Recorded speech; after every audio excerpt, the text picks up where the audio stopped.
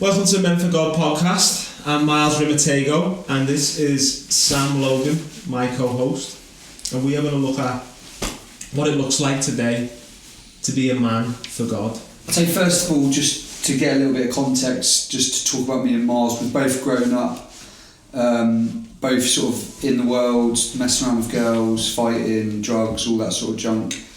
Both got a grip of our lives, joined the military, and both ended up in the Royal Marines and served with the Royal Marines, and then came out heavily connected in church. Both became Christians with like radical experience, and we find ourselves now sort of in this culture of like, we're lads, aren't we? We're lads, but we're Christians. We're saved by God, and we know that He is the way, the truth, and the life, and there's nothing in the world for us.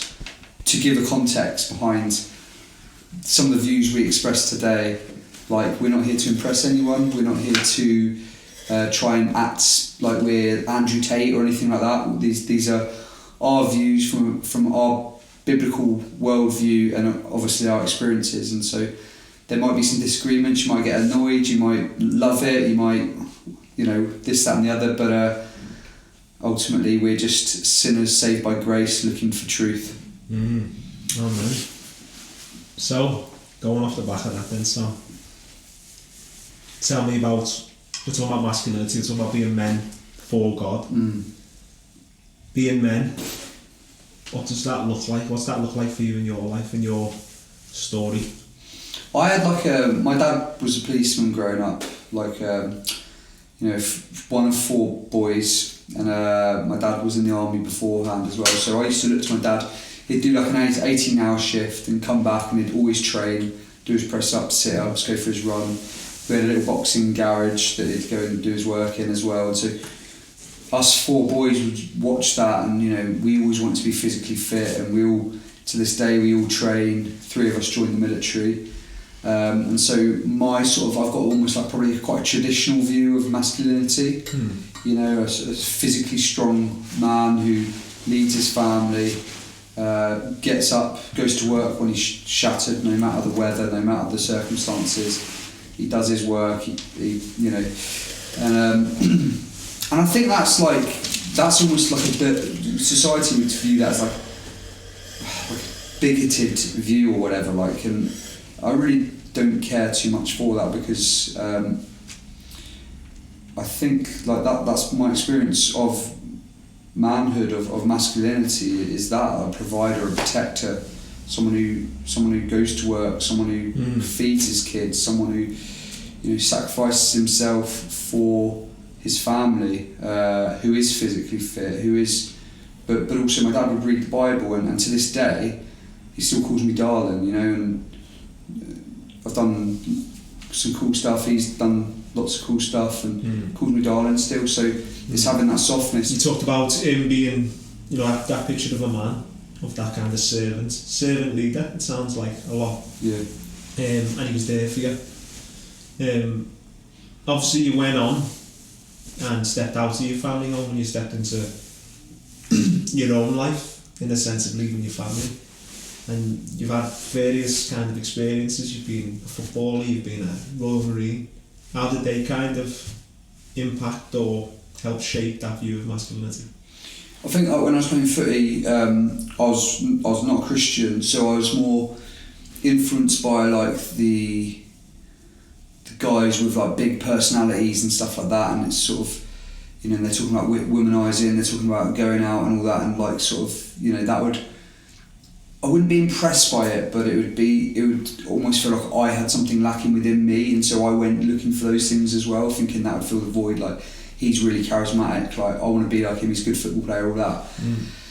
When I went into the Royal Marines, I'd been a Christian for 6 months, and so I had a completely different view of what like masculinity was. Like, I was impressed by a lot of these guys in the Marines, but I also knew that there was a brokenness attached to them as well, like, and so I remember like really clearly, we stood outside the gym at Lympstone, and we were 999 troop, and our PTI came out and he goes, lads, like, get aggressive, you're 999 troop, turn that upside down, that's 666, you're the devil's troop, and all the lads are like getting jeered up, and I thought, man, like your Christian, like, yeah, I was like, your Christian alarms going off. I was like, I shouldn't be here. This is not where God wants me and stuff like that. And then I told my mate who was special forces at the time at the weekend. I was like, mate, the PTI said this. I just don't know if it's right. And he like laughing. He was laughing. He was like, shut up. Like, is he a Christian? Yeah, he's a solid Christian guy. He's like, shut up. Just stay focused on your journey. So that's interesting then. So when you were at football, was that Watford? You were at Watford, wasn't yeah. it? Is that a Centre of no, I didn't. Centre of excellence. Yeah. So then,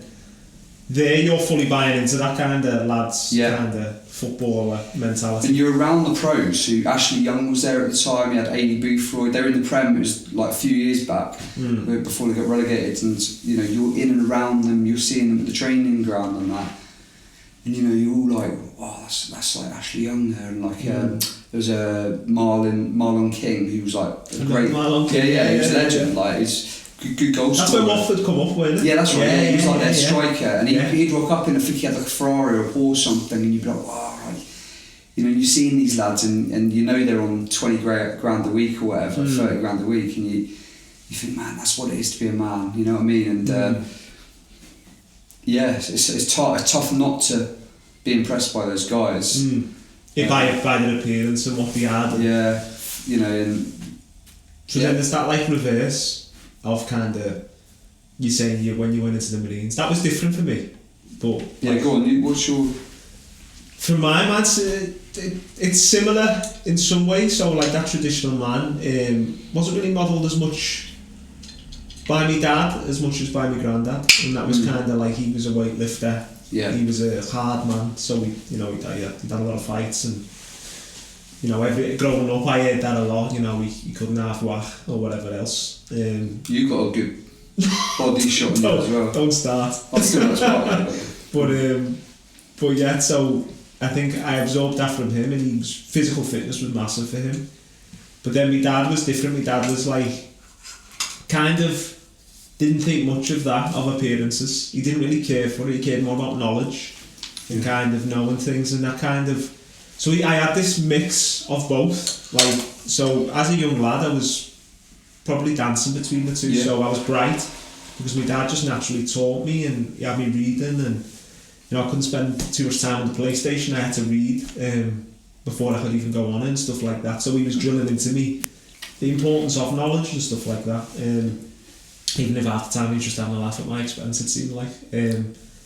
But as I went on, I kind of, I picked up from my local area, so Toxteth in Liverpool, and it's kind of, there's a vision of masculinity in my culture from where I grew up, and it was kind of like, looks good, probably physically fit, you know, bit of a womanizer. Money, womanizer, money, physically fit, looks good. That was kind of the picture of a man I got. So yeah, that kind of probably shaped me in my kind of years growing up. And obviously in Liverpool as a Scouser, there's almost like a prerequisite. You've got to be tough. You've got to be able to back yourself. Yeah. Otherwise, people are going to expose that weakness and abuse it. So, you know, you find that the hard way as well when you're trying to be kind, and people kind of prey upon that. So yeah, that hardened me as I grew up. At the same time, my dad used to take me to church. That was probably his great impact upon my life, even more than knowledge, because it was in that I read like Bible stories. I read, I knew them all. Do you know what I mean? All the kind of, you know, you have them kids' books of Bible stories, and you look at them now and you think, wow, these are a bit, you know, cheesy or whatever, but they were great because there was pictures of men throughout it, men who stood the ground, men who knew who they were, men who kind of fought against evil. So I always had this moral compass within me because of that. So even when I was absorbing these other ideas of being what a man was, it kind of, and I stepped into them, I knew there was always a wrestle in my conscience, because I was like, this isn't actually, being a womanizer isn't actually a good thing. And that was from me Christian upbringing. So then obviously you go from the streets there into kind of getting into trouble and whatever, that taking me down a bad path, and then kind of segueing into going into the military to get away, to escape. I didn't go straight to Marines. Obviously I went to Navy first and then transferred to the Marines, and that kind of, yeah, I think we both would have got a similar picture of masculinity from the Marines. Yeah, I must just say, like, my dad, you know, he would go to church, he'd read his Bible, and he had high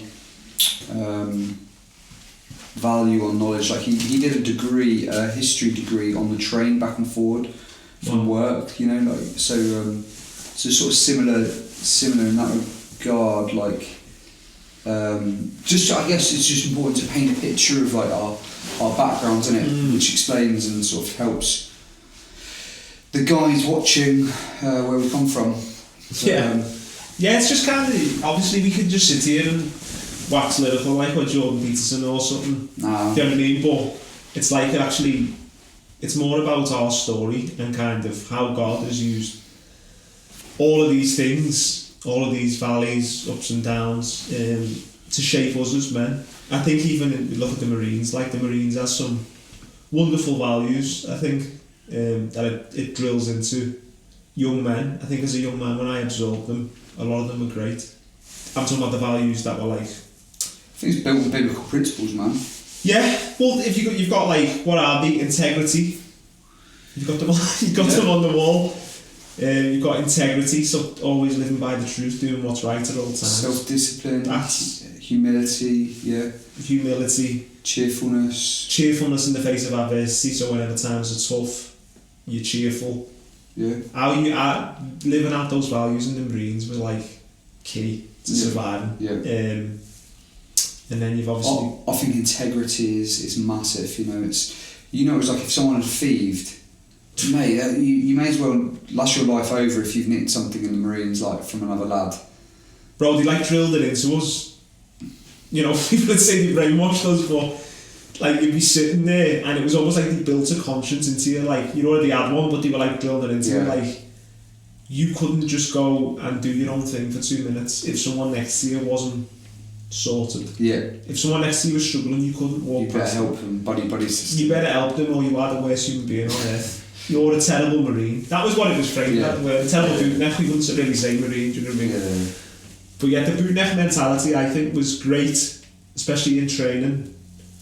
On the surface. Yeah. I think on the surface it drilled in. It makes young boys into men. Yeah. In terms of... I wouldn't say on the surface necessarily. I would say that it does...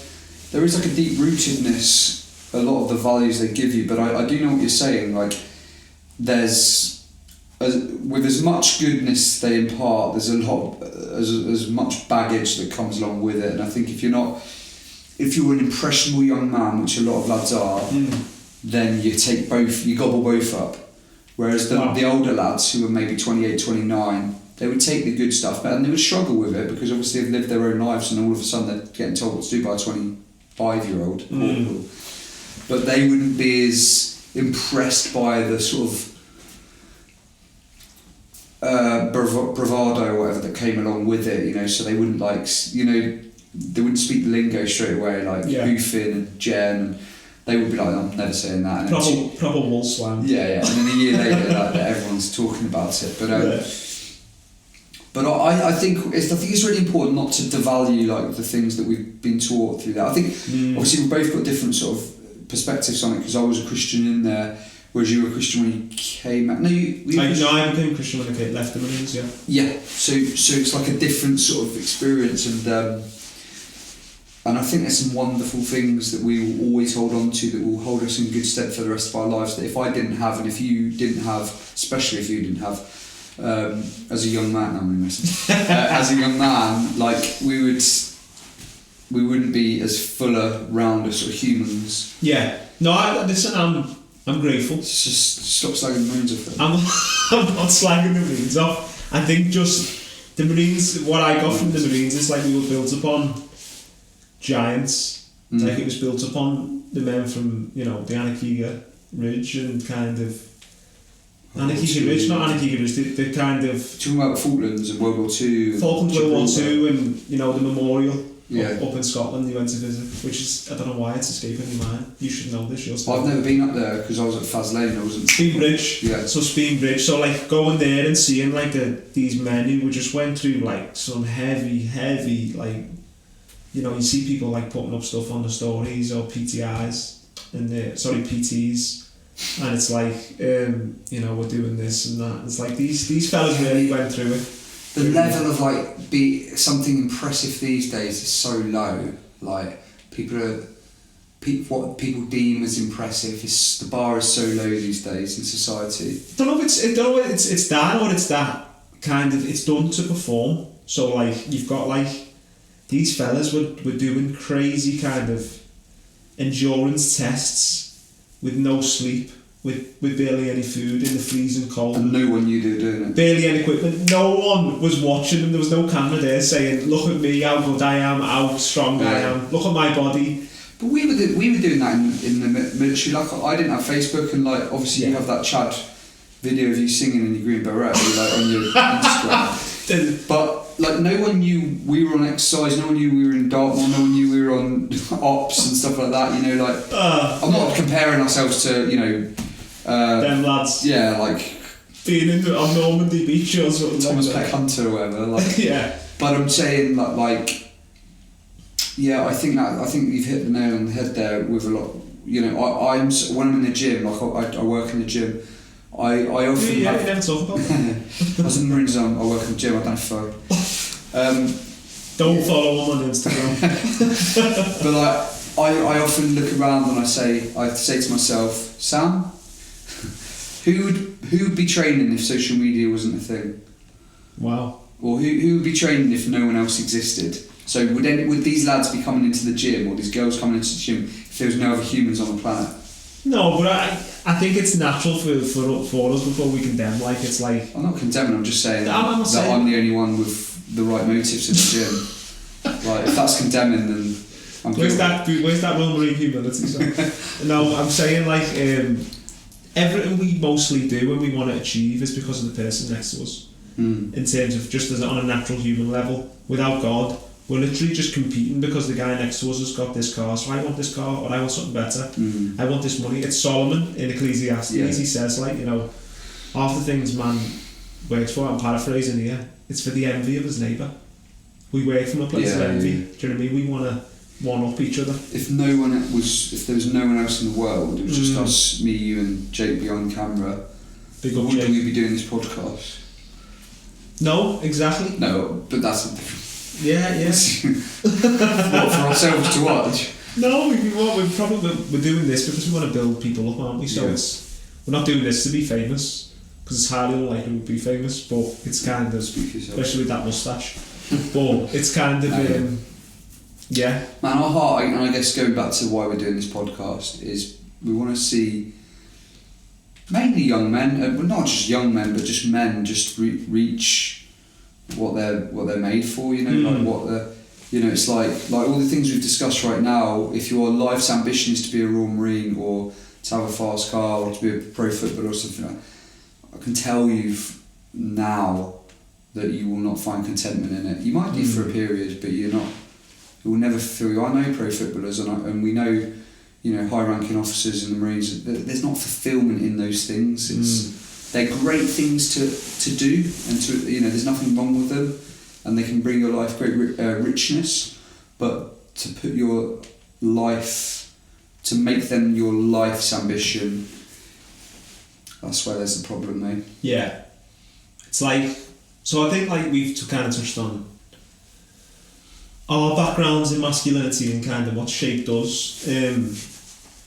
What would you say, obviously outside of us, because we're a little, you know, Christian former Royal Marines, it's quite a niche thing, maybe. There's not many of us. So what about what society now says what is masculine? Kind of, so we're looking at those old fellas in Speenbridge, and they went to war, and, you know, we're doing this in Remembrance Week, and, you know, we've got Remembrance Sunday where we honour the fallen, those who laid down their lives for others. It's an amazing thing, but we've lost sense of that. We've lost our roots in a sense of what it means to be a man, maybe in our society. And what do you think of that? Do you think? I think, like, as Chad as it sounds, like, What do you mean by Chad? like cheesy as it sounds, like, easy times make weak men. Like, when life's easy, it's you know, it makes you weak. Like, we know that, like, if you put us back into some of the Royal Marines environments from 10 years ago, we'd crumble right now because we're not. Yeah. We're in a nice, like, this radiator. What about freestone, have you?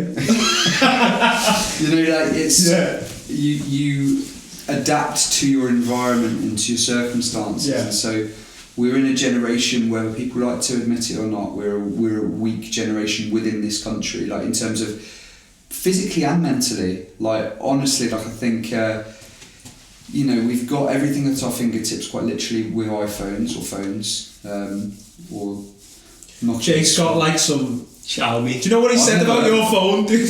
He said Jake's Tamagotchi phone. I wish it was a Jake's got Tamagotchi. Tamagotchi. That'd be fun. But, like, you know, if you don't work, I like your phone, Jake. if you don't work, there's now no longer really a consequence. Don't worry, the government will push you up, and you're not going to go hungry. You're not going to go starving, or maybe you will be hungry. However, you're not going to die from starvation. Or you shouldn't. Like, you know, the concept, the sort of structure within society is that you shouldn't die. 100 years ago, man, you're in trouble. But that is a good thing, though, as well, in the sense of We've progressed to a place where we can, you know, we used to see things about like world hunger. It's still a thing, but kind of the world has progressed scientifically where those material needs are met, aren't they? And I'm not necessarily saying it's a bad thing. I don't think it's lots of good aspects, but also some negatives as well. But what it does do is it stops the church being as needed, because what the church and Salvation Army, for instance, used to do is they would be able to pick up that in society, whereas now they're sort of like twiddling their thumbs. Obviously, churches are still doing, like, churches do the most food banks and stuff like that, but massive charity. there's no longer like a need in society. You know what? I disagree. I'd say there's still a need in society. So in work I've done, there's still people who are hungry or starving or whatever else, but it's from their own kind of, life circumstances. It's from maybe bad decisions personally, or just kind of. I think we're seeing more now the kind of cost of living crisis. It's kind of like it's kind of like it's bringing it back in a sense of like people are struggling to keep the Lecky electricity, to use Southerners, or to keep the cupboards full and stuff like that.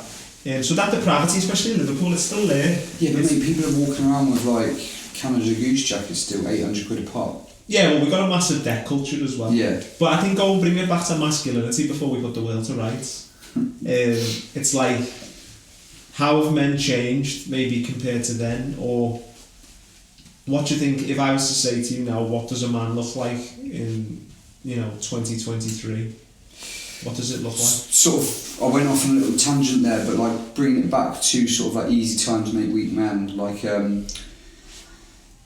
if you look at like mental health within men right now, wow, yeah.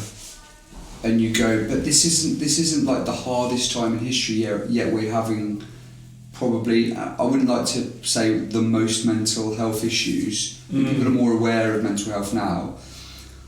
But what I do know, and from our weekend that we recently did with the lads, the Christian lads, amazing weekend. tough times, like, they help mental health. It's not the reverse. It's not like give someone an easy life and that's going to help their mental health. Actually, quite the opposite, I think. I think in our toughest times, I look back to the toughest times with the most fond memories and go, wow, I was being moulded there. I was achieving. So during Royal Marines, every single day, you'd be like, I achieved something. You wouldn't necessarily know at the time, but then it gets to the end of the week and go, wow, we've done loads this week. Yeah. Like compared to And it'd be like the kind of, the arduousness, the harshness of it all kind of, it developed character, most definitely. I think we can't avoid that. And I think like, that kind of harshness of life, or the kind of reality, because reality can be harsh, is almost avoided a lot in our society. Like we avoid it through, I think as men, because I want to frame it in on men, like it's all about us. So kind of we can avoid that harshness through chasing things, to distracting ourselves. You know what I mean? We've got endless video games, endless influences to watch on YouTube. We don't really read books too much. Some do, not many. We just talked about that before.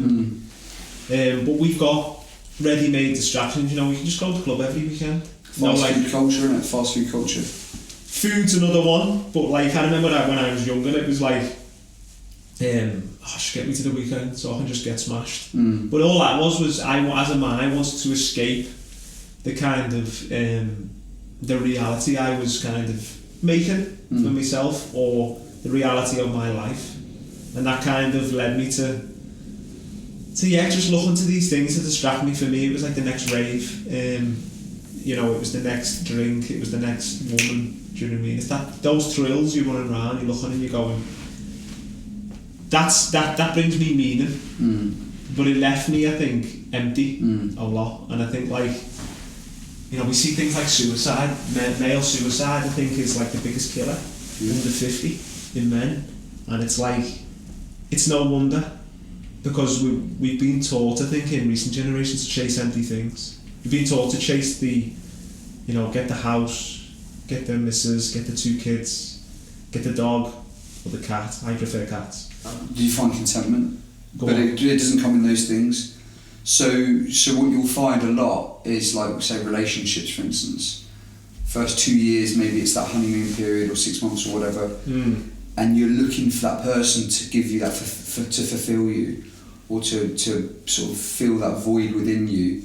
After a couple of years, you start seeing the cracks in them more, and, you know, the honeymoon period fades and stuff. And then what can often happen is that sort of like love and that excitement you had for them almost turns to resentment, because you're like, you're not fulfilling me, like you're not filling me up, like. And so then you see, you know, why are marriages and why are relationships breaking down so much now, because they're not in the correct order, because they're sort of, you see it with your friends, don't you? Like, you know, you hang around with Jimmy all the time, and then all of a sudden he gets a girlfriend, you don't see him again for a year or two, and then he reaches out to you when his relationship's on the rocks or whatever, and you're like, oh, you're back, like his fails, you're back, are you? Like, yeah. Do you know what I mean? And and I just think society has, like you say, put so much emphasis on get the house, get the girl, get the kids, get the job, but those things, they're sand, as the Bible says. Don't build your house on sand, build it on rock.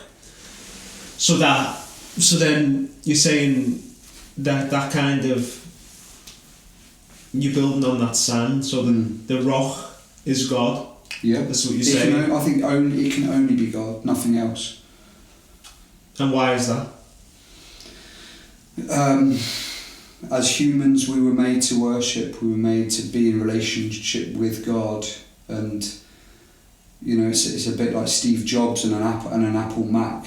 It's like that Apple Mac was made from his mind, and it was made.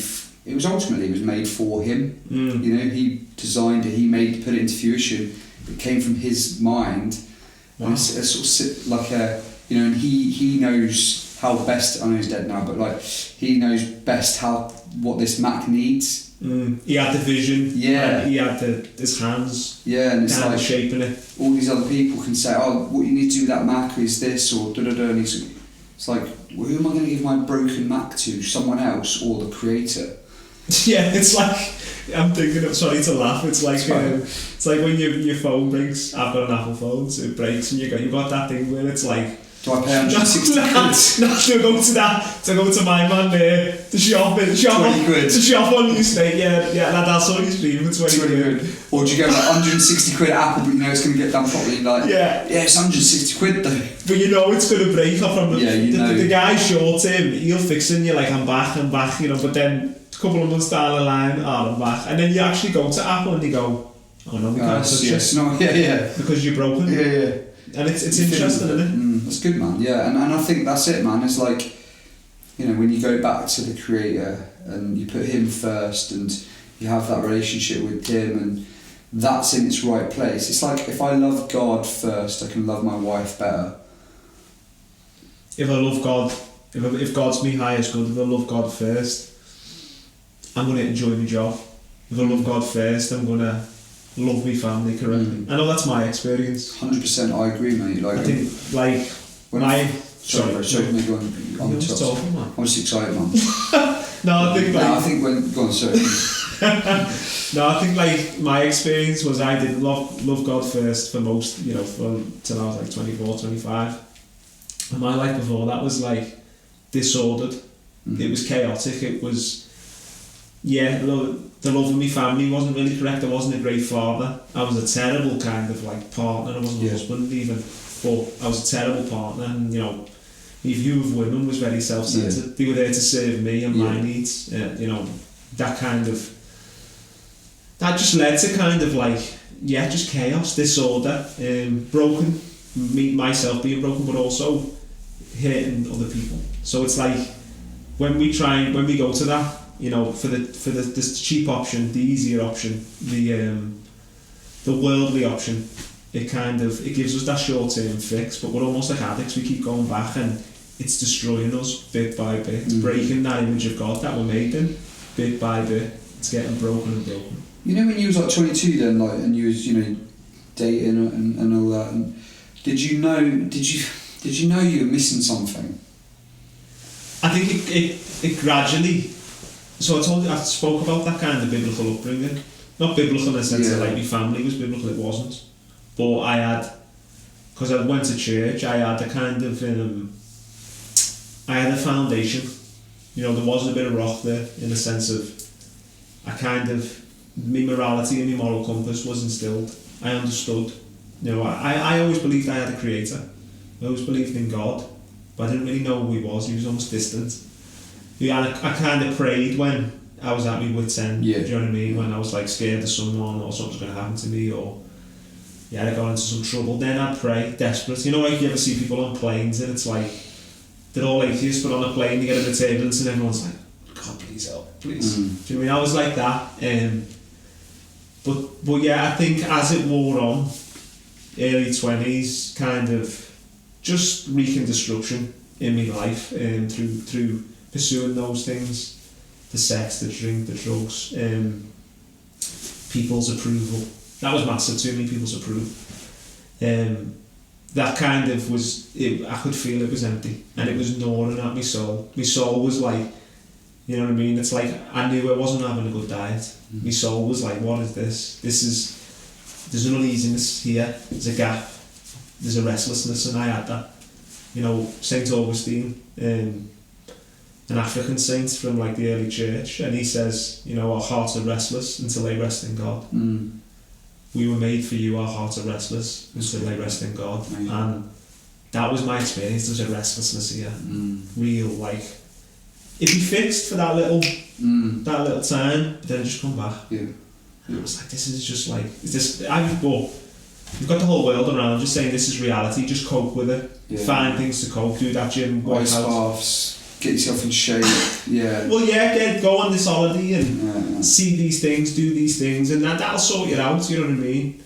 And even religious things, do religious things and they will sort you out. And it wasn't that I was crying out for me maker, really. I didn't even realise it, but my heart was restless for who had made it. You know what I mean? That's where it was supposed to rest. So, yeah. But coming round to that then, so we've talked about kind of hard experience of masculinity. Talked about a bit of the cultures, in a sense. What about now? We're touching on like a Christian view of masculinity a lot here. So God being at the centre, God being our rest, God being our rock.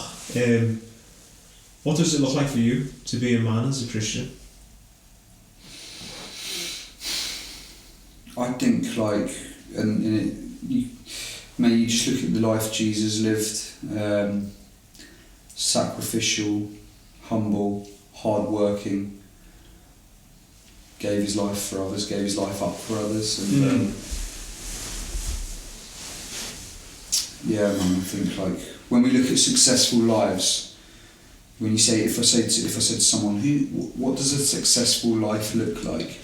You might point me to your Michael Jordans or your Tiger Woods or whoever, your prime ministers, but as a Christian, we know that the most successful life was Jesus, and that life ended up on a cross, nailed, beaten, beard ripped out, spat out and stuff, and that's success.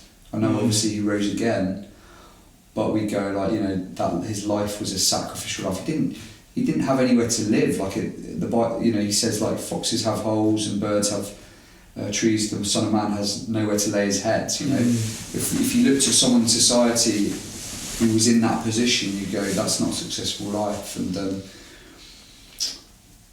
it's hard because that grinds against your flesh. Because your flesh does say... What do you mean by your flesh? I think obviously as Christians, when you're a Christian, you don't all of a sudden become angelic, so to speak. You still have these fleshly desires, these human desires, but now you've got this desire for God, and the two are at war with each other. And it's some days, as you get more sanctified, as you read your word, as you pray, as you give up the fleshly desires of your heart and those things, these desires become stronger, but these desires are never gone. So there's a war between what you want, what your flesh wants, and what your spirit wants, and what God wants for you. That's interesting. So a man of God then lives for the spirit. He lives in the spirit, not the material only, not the flesh only, not to just please his body needs, or it's not just this dopamine machine. It's actually we have a spirit, we have a soul, and we walk in that spirit, and that kind of shapes us. And that comes back to the Royal Marines ethos and ethics and stuff of I want to have a shower, I want to get my head down. Yeah, but your mate's not sorted. Okay, I'll help him out, and I'll sacrifice my time to help him for the good of him. And integrity. Yeah, but I want this. Yeah, but integrity, discipline. Yeah, but I want to stay up late and watch Netflix. Yeah, but discipline, because tomorrow you're going to suffer. Your training's going to suffer. So get to bed, turn your iPhone off, whatever. And it's all these things that you see within the military that have been instilled from a Judeo-Christian culture, I believe. It is. It's from Christianity. We get all our values. Yeah, and they've been shaped for the good of the military, but ultimately they are the values that Jesus lived by. You put others first, and it's interesting because it does. The grain is our modern day is like self, isn't it? 100%, mate. But it's like self is king. Self is.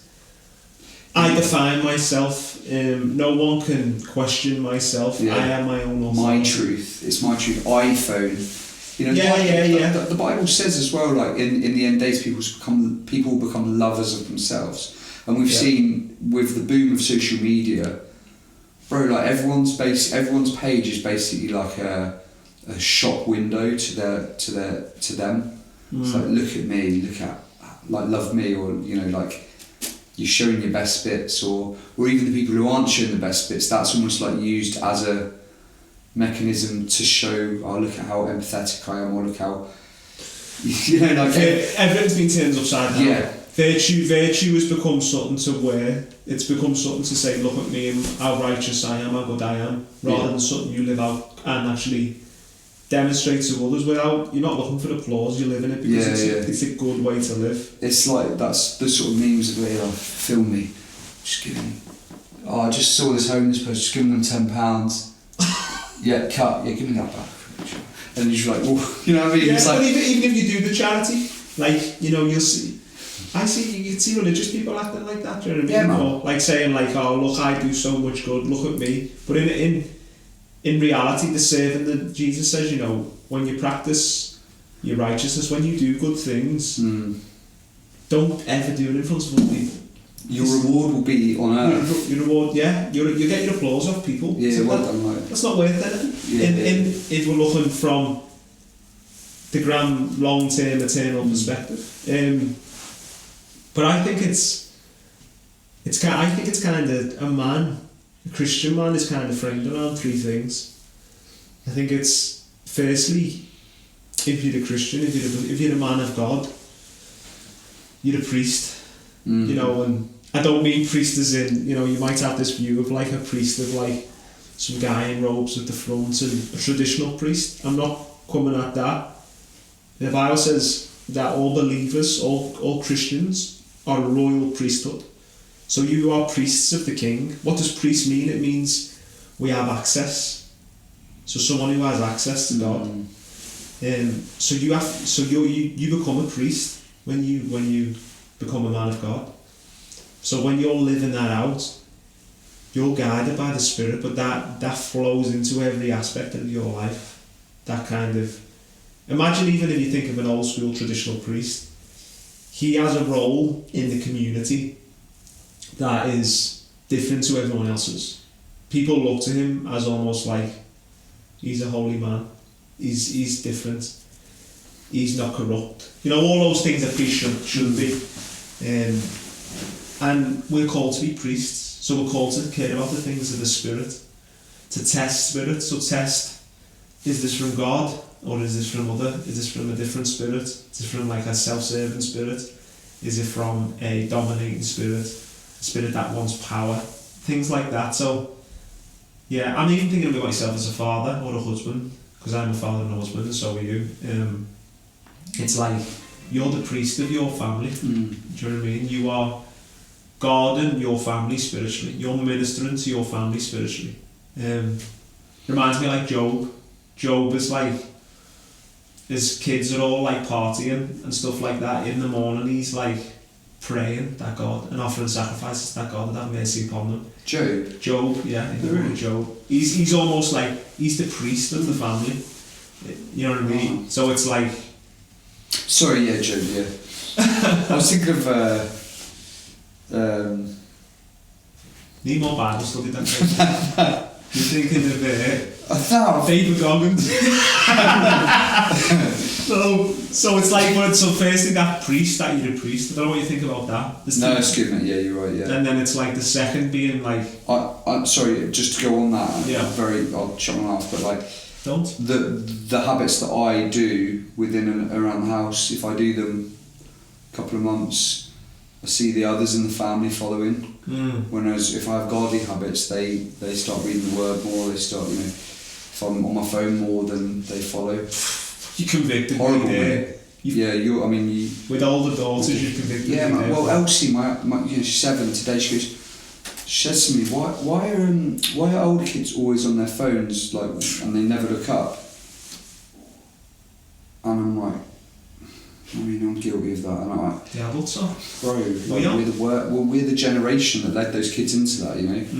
That's an interesting, like, you know, little older men like blame the state of use, or we might even say about the kids now, but we've shaped that. We brought that on, man. Sorry, it's number 2. So priest. Yeah, so a priest, so a man cares about the things of the spirit, not just of the material and the flesh.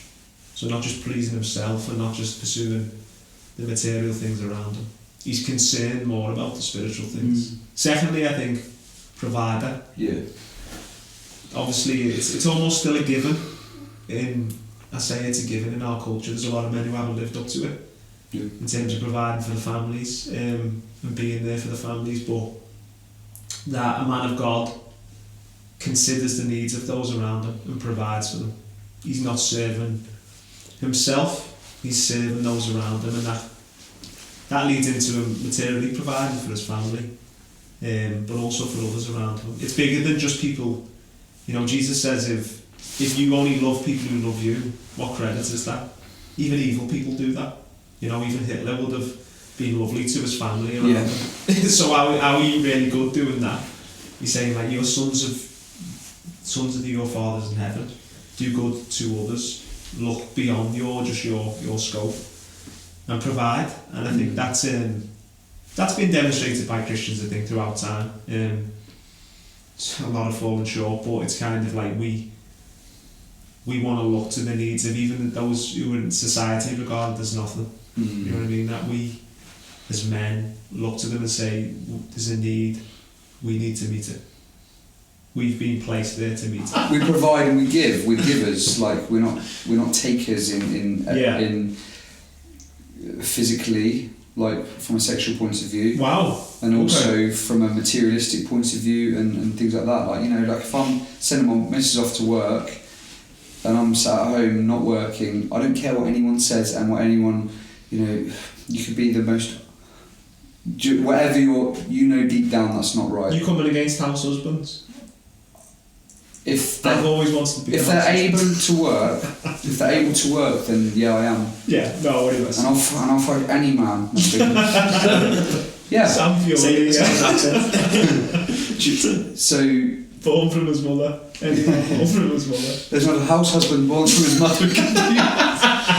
No, I think you're right. I think, you know what, even in, we look at society again, like the men have become takers. We've become, Yeah, serve me, I'm grabbing this. Politicians, we've gone on to about to get real. when, Corporations, do you know what I mean? Yeah. I'm getting as much profit as I can, rather than, what you can know- we give back? yeah, It's like, philanthropists. mate, Amazon, if they paid half, sorry, I probably shouldn't say that, but You've got an Amazon box over there, hypocrite. yeah, like even providing like emotional stimulation or being present. So, like for instance, if my wife says to my daughters, you know, I can only speak from having daughters. I haven't got sons, but I remember being a son and this being true.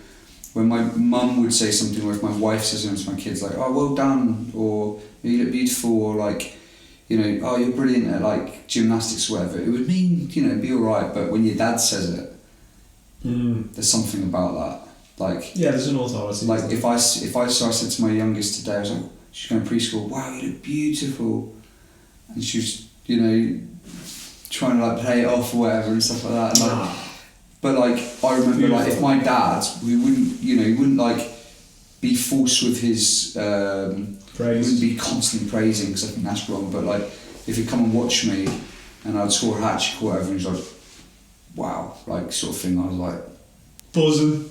absolutely buzzing. Like I've been recognised by my dad. Like it's a big thing. So providing that sort of like emotional Role modelling, really. Yeah, I guess, yeah. So I think provider goes further than just financial. Yeah, I think it's time as well. Mm. I think it's time in terms of giving that time to his family, to his friends, to his community. Yeah. Because I think it can be confined to family, because everything is like kind of become our own little bubble. But it's actually providing that time to sow good seed, not just in his own little patch, but around. And that looks like time, that looks like maybe effort, maybe it looks like volunteering, maybe it looks like, you know what, my friend, my mum was giving me stick at the weekend. She was like, you know, she was saying to me daughters, she was undermining me really, I think she was fuming with me about something, but she was like, you know, if anyone's got an addiction and on the death's door, your dad will be there, do you know what I mean? Or if someone's broken down or whatever, your dad's there. That's beautiful. No, but she was like, but he's not always picking me up from work, is he? And I was, your mum? that's what my mum was saying to me. Picking your mum up from work? Yeah, but I was like, Mum, I do pick it up. It's just that, you know, sometimes I'm elsewhere, I'm doing other things. But that kind of, naturally, that doesn't make sense, because you'd only serve your own little. Yeah. Whereas it's like, you'd almost spread yourself out, do you know what I mean? To seek the welfare of those around you. In Jeremiah it says, you know, build your family, Jeremiah 29. Build your family, build your gardens, marry your sons and daughters off. But then he says, God says to the Israelites, seek the welfare of the city that you are in. For in its welfare, you will find your welfare. So when it's like now, everyone's building their own little cocoon of like, you've got a beautiful house, you've got a beautiful, you know, you go on beautiful holidays, you've got the car, but the city around is falling apart. What does the Bible say one of the main roles for the church is to look after widows and orphans?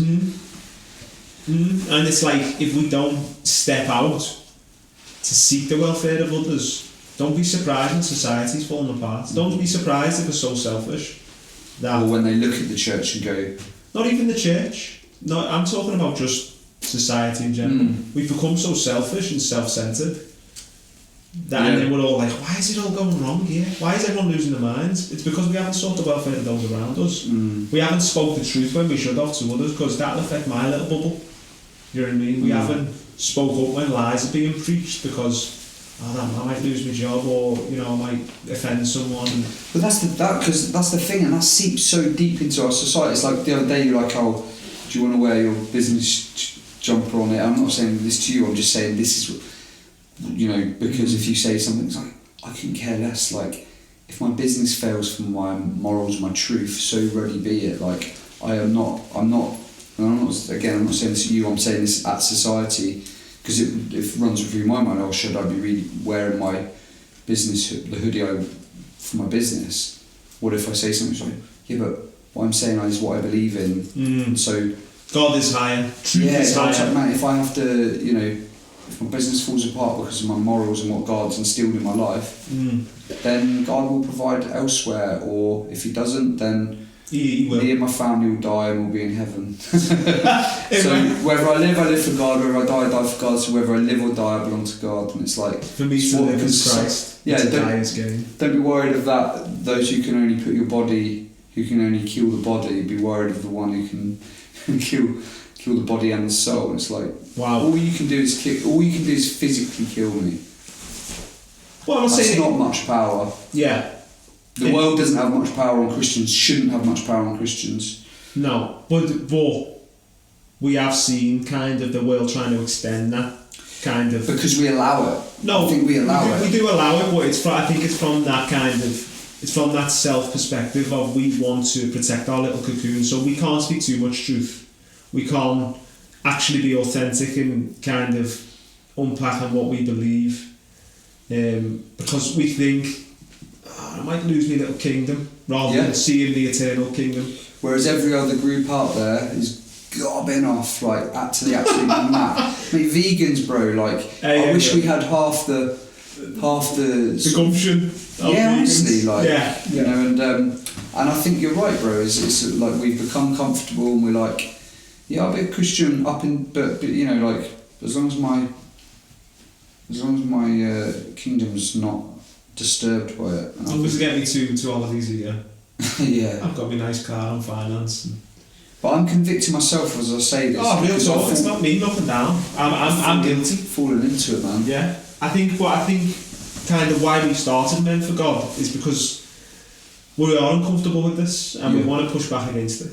And I think that so I said a priest as a man, Christian man. Yes, so very I said a provider. Yeah. A protector. Protector. That would be the last one, a protector. Someone who protects those around him, who sees lies and meets it with truth, who sees evil and meets it with good, who sees things bubbling up that are going to wreak havoc and chaos and stands in the gap and says, no, I'm going to protect. And that might be something as simple as your daughter comes home from school, sadly sometimes, and she might learn some things that, are contrary to what God teaches. What like? Well, it could be, it's the religion of self that is taught in many schools and is also from the government, and that is kind of self and kind of, there is no real truth, so tolerate all things. Whereas apart from obviously it's from a hypocritical standpoint, but tolerance for a Christian, it means we respect and love the person, but we don't affirm sin, we don't affirm behaviour, distortion, we don't affirm disorder. So there's kind of, I've had to meet my daughters sometimes when they've come home and said these things. I've had to meet her and say, this is sand, this is wrong. Yeah. And that's that protector as a father. As a husband, it might be saying to me wife, we don't need to pursue those things, or maybe protecting in the sense of when, I remember, this is a bit of a story, but me and my wife decided not to get the COVID vaccine. And this isn't to be some crazy conspiracy anti-vaccine person.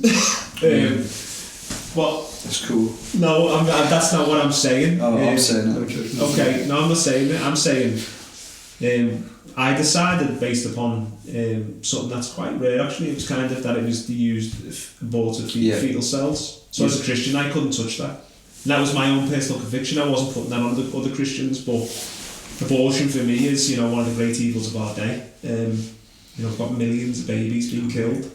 So that kind of shaped my view. And my wife is just as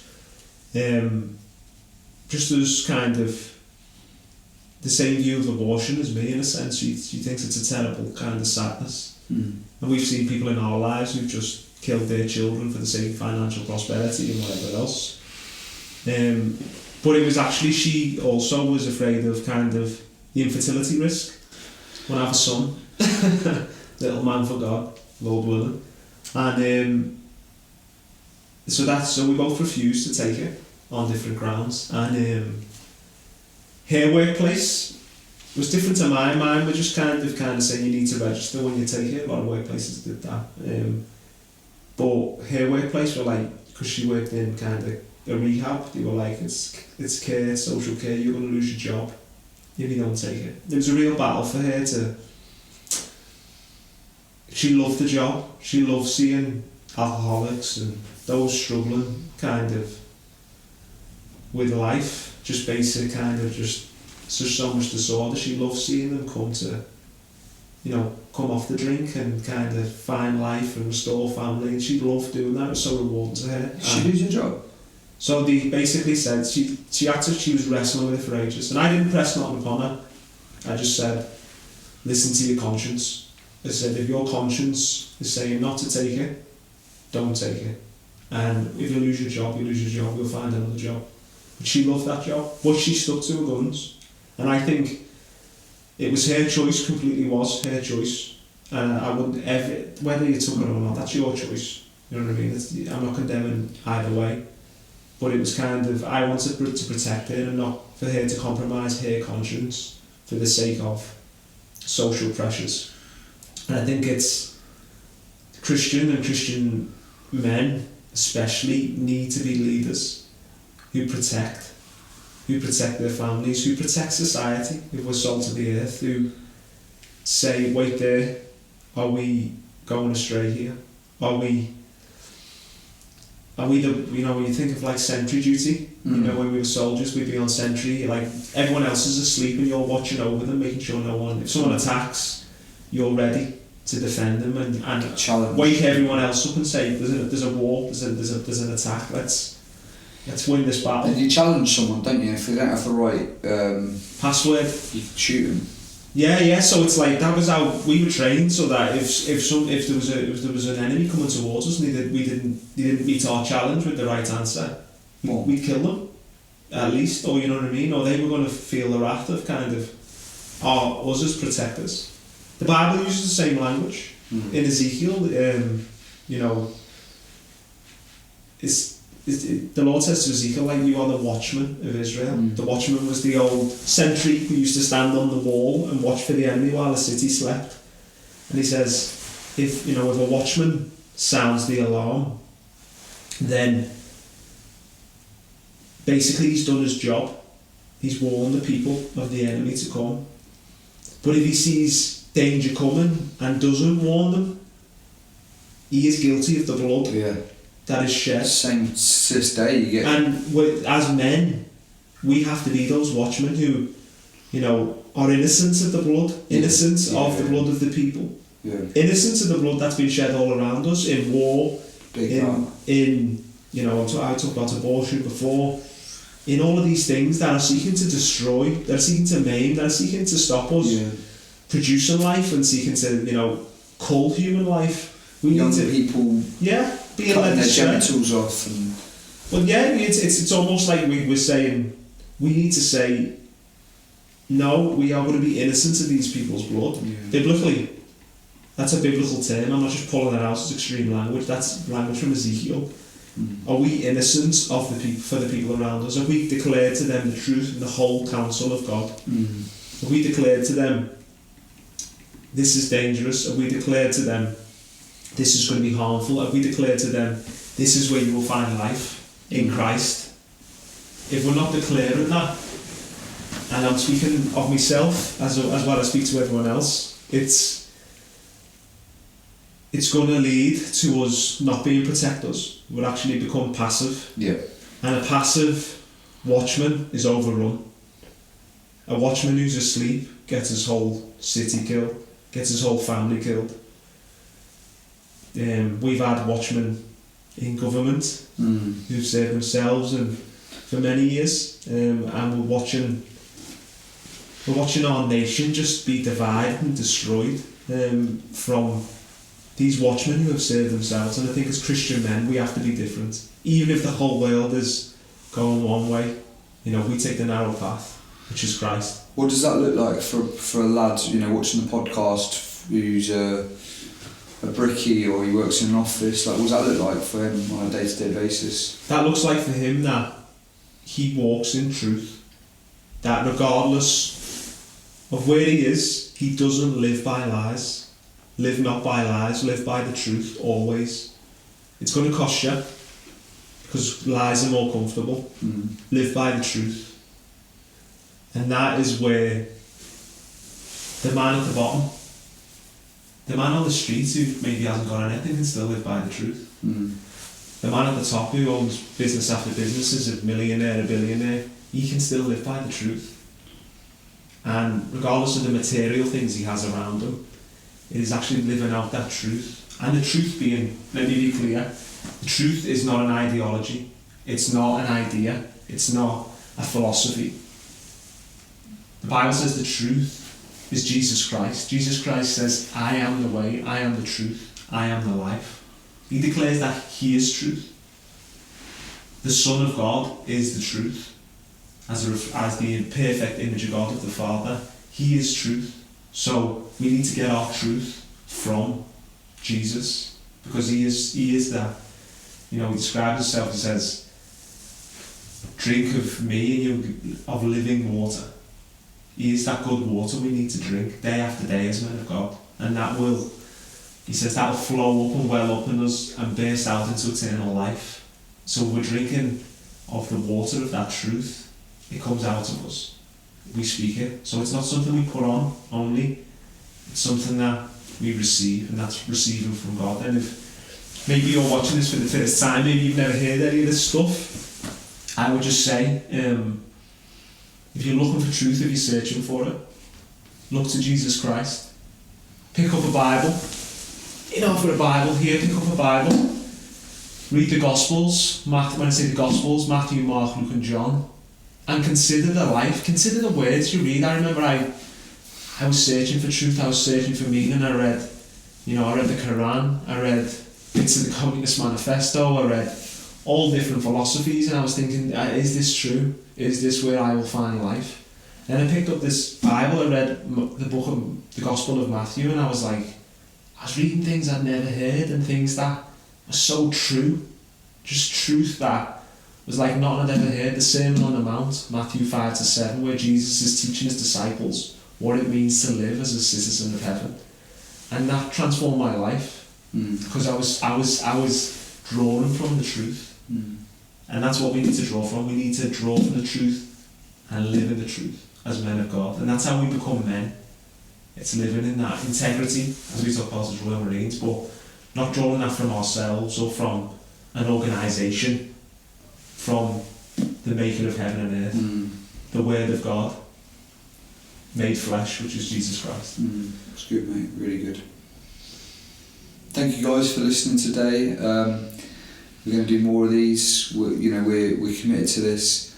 We do weekends in North Wales where we get men together who want more from. No, not even want more. They're seeking God and they want to glorify God with their lives. And so we had our first weekend a couple of months ago, and it was brilliant. And we're looking to do another one sort of January, February time. So if you're interested, drop us a message and we'll get you involved. Man, thank you very much for today, bro.